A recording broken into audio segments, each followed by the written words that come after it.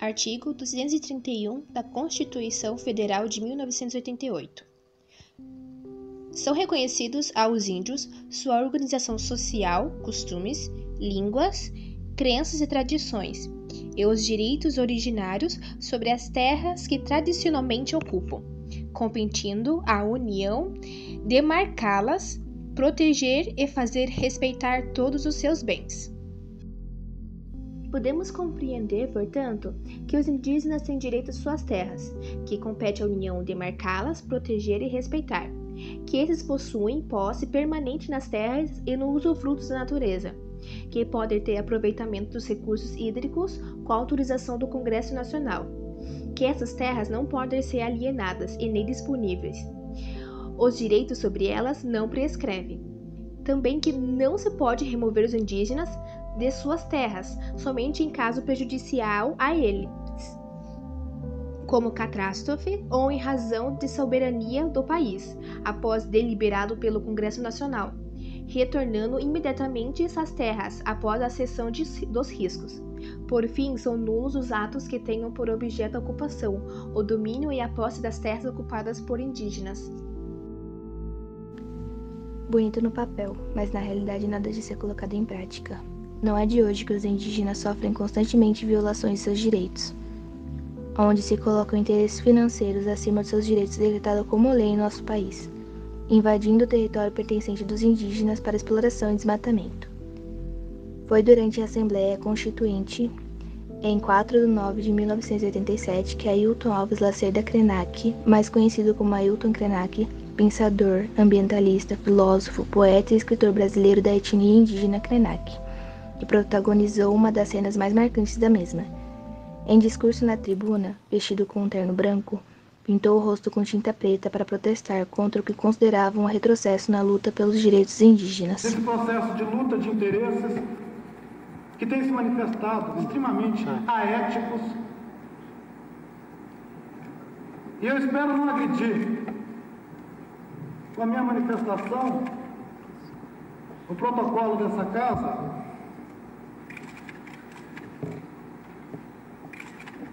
mas eu acredito que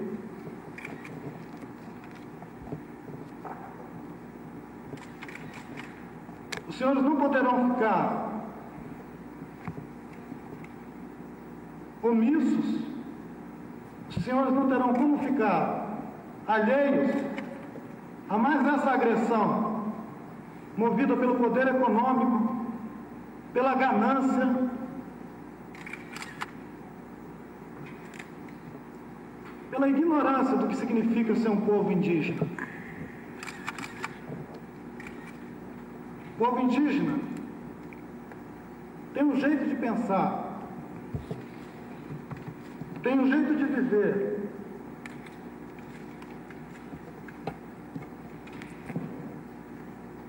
tem condições fundamentais para a sua existência e para a manifestação da sua tradição, da sua vida, da sua cultura, que não colocam em risco e nunca colocaram a existência sequer dos animais que vivem ao redor das áreas indígenas, quanto mais de outros seres humanos. Eu creio que nenhum dos senhores poderia nunca apontar atos, atitude da gente indígena do Brasil que colocou em risco, seja a vida, seja o patrimônio de qualquer pessoa, de qualquer grupo humano nesse país. E hoje nós somos o alvo de uma agressão que pretende atingir, na essência, a nossa fé, a nossa confiança de que ainda existe dignidade,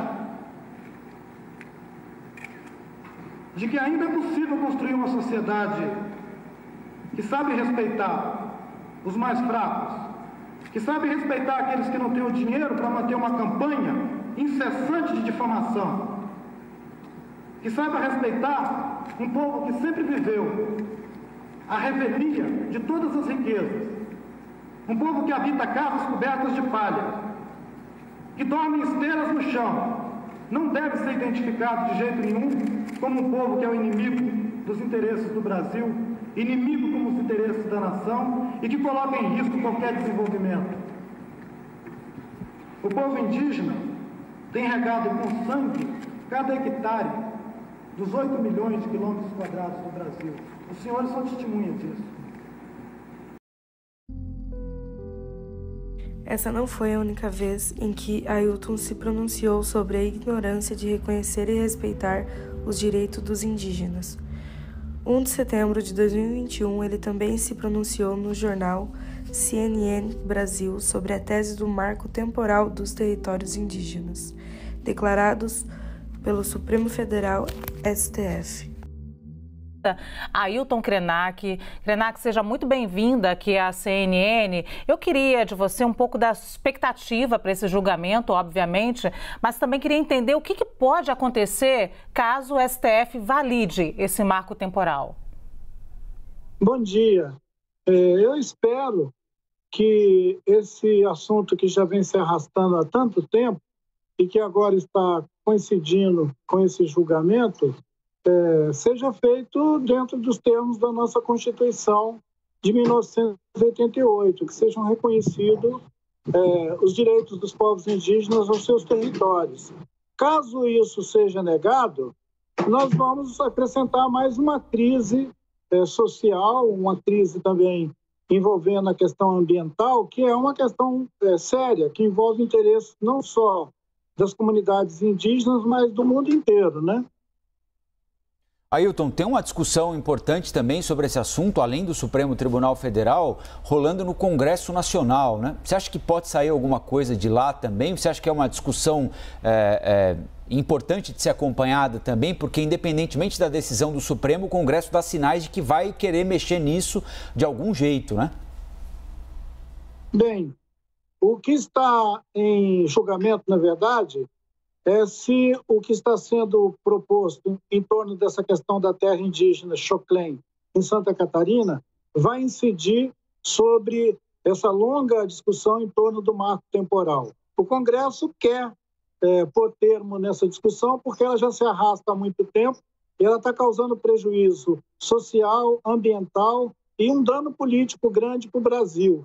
Então, eu acredito que tanto o STF quanto o Congresso eles devem assumir a responsabilidade por esse momento e tomar a decisão mais adequada, né? Tanto do ponto de vista de respeitar a Constituição, quanto do ponto de vista das consequências que isso pode ter para o Brasil. Ailton, quais são os pontos negativos mais sensíveis que você julga interessante reforçar agora aqui para a gente, para todo o Brasil que nos escuta, diante desse julgamento sobre as terras indígenas? Bem, é uma questão muito simples, ela não tem complexidade não, é respeitar a Constituição. O que está escrito no capítulo dos direitos dos índios na Constituição, ele é suficiente para esclarecer isso. Eu acredito que vai orientar a decisão do STF também. Ailton Krenak, eu quero voltar à pergunta do Rafael Colombo sobre a questão dentro do Congresso. Por quê? Porque nós não temos uma única liderança indígena na Câmara dos Deputados, mas temos uma grande bancada ruralista. E aí eu lhe pergunto, como é que vocês lidam? Qual é o tipo de força que vocês têm para essa luta tão desigual na representação política? Desculpa de eu não ter atentado para a pergunta do Colombo. Na verdade, a desproporcionalidade dessa representação não é novidade. O povo indígena nunca teve representação na política brasileira. E o fato de ter apenas uma representante não altera também esse quadro. O interesse das comunidades indígenas ele deveria ser o interesse comum do povo brasileiro, de todo mundo. Ele não deveria ser um interesse específico, porque ele diz respeito ao clima do planeta, a economia do nosso país e ao patrimônio da União. As terras habitadas pelo povo indígena é patrimônio da União. Se o setor privado puder se apropriar dessas terras, nós vamos estar fazendo a maior privatização de terras no nosso país. Nunca aconteceu na história do Brasil. Ailton, eu queria que você explicasse para quem não tem familiaridade com esse assunto e não o acompanha tão de perto e tão bem quanto você, qual é a sua avaliação sobre o argumento que é apresentado por quem é a favor do marco legal? Dizendo, há pouco nós ouvimos aqui no jornal um representante da Confederação da Agricultura dizendo, olha, o que nós queremos é a garantia de que haverá uma indenização pela eventual demarcação de uma terra indígena. A preocupação deles é a seguinte, você tem ali 3, 4 gerações, a Luciana até falou, né, mas os indígenas estavam ali há muito mais tempo, mas você tem ali 3, 4 gerações de uma família que estão plantando numa determinada fazenda, numa determinada terra, e aquela terra é demarcada em determinado momento e aquele agricultor perde o que investiu. Esse é um argumento razoável na sua avaliação e se não, por quê? Colombo, esse argumento ele é especificamente vinculado à questão de uma terra indígena em Santa Catarina, é a terra Xoclém. Ele não reflete sobre a discussão em torno do marco temporal, que ele incidiria sobre todas as terras indígenas no Brasil inteiro. Sobre esse assunto em particular, da terra indígena que em Santa Catarina, que se reclama a indenização, a Constituição é bem clara, ela diz que só cabe indenizar os bens, quer dizer, os imóveis, as coisas que as pessoas instalaram lá. Mas eles não podem receber pela terra. A terra é da União e o uso é restrito, é o uso indígena. Eles não têm que receber uma indenização porque eles invadiram uma terra indígena. Ailton, quando a gente fala sobre essa discussão em cima da utilização da terra, a gente está falando de um setor econômico do Brasil bastante poderoso, que é o agronegócio, a agropecuária, com muita gente poderosa também defendendo os seus interesses.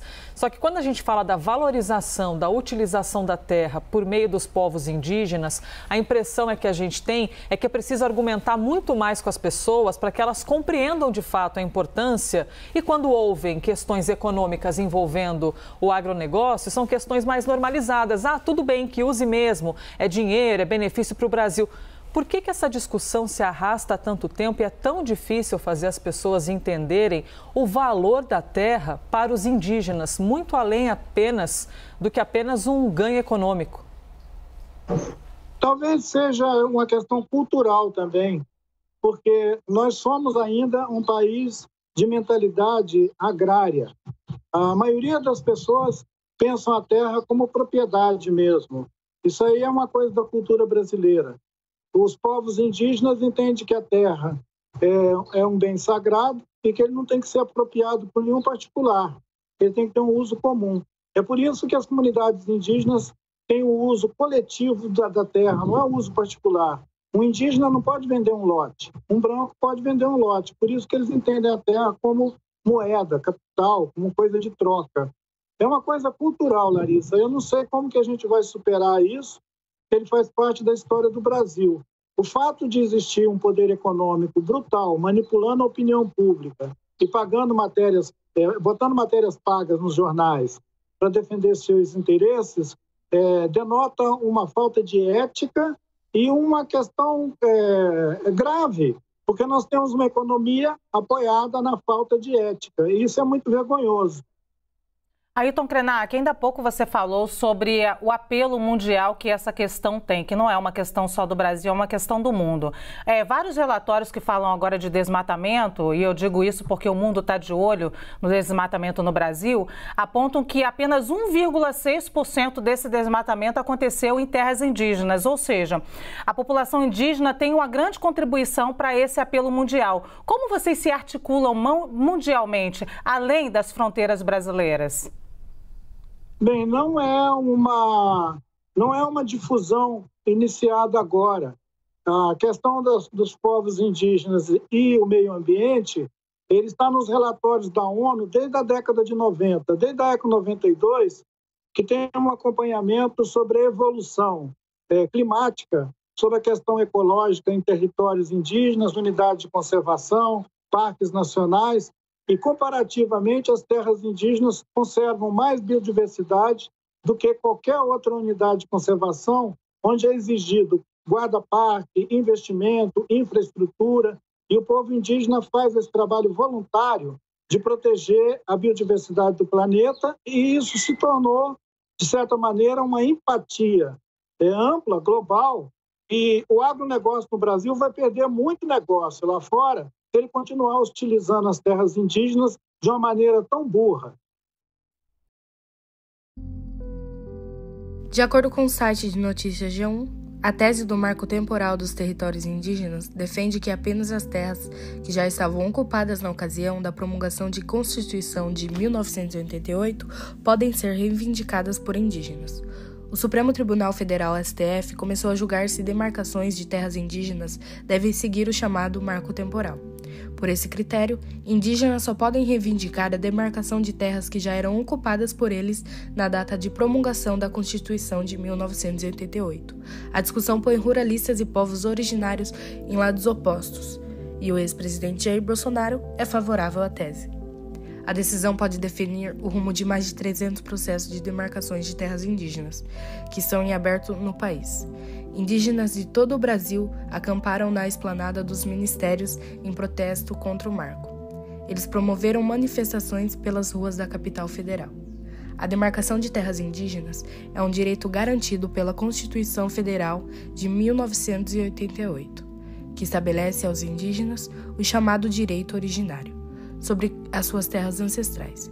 Isso quer dizer que eles são considerados por lei os primeiros e naturais donos desse território, sendo obrigação da União demarcar todas as terras ocupadas originariamente por esses povos. De acordo com o site Greenpeace, que luta pelo meio ambiente, foi divulgado no dia 25 de agosto de 2021 uma resposta sobre a tese do marco temporal.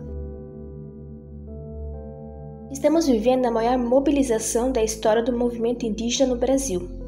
São mais de 6 mil indígenas, de mais de 170 povos, ocupando a esplanada dos ministérios no acampamento Lute pela Vida, que acontece de 22/8 até 28/8.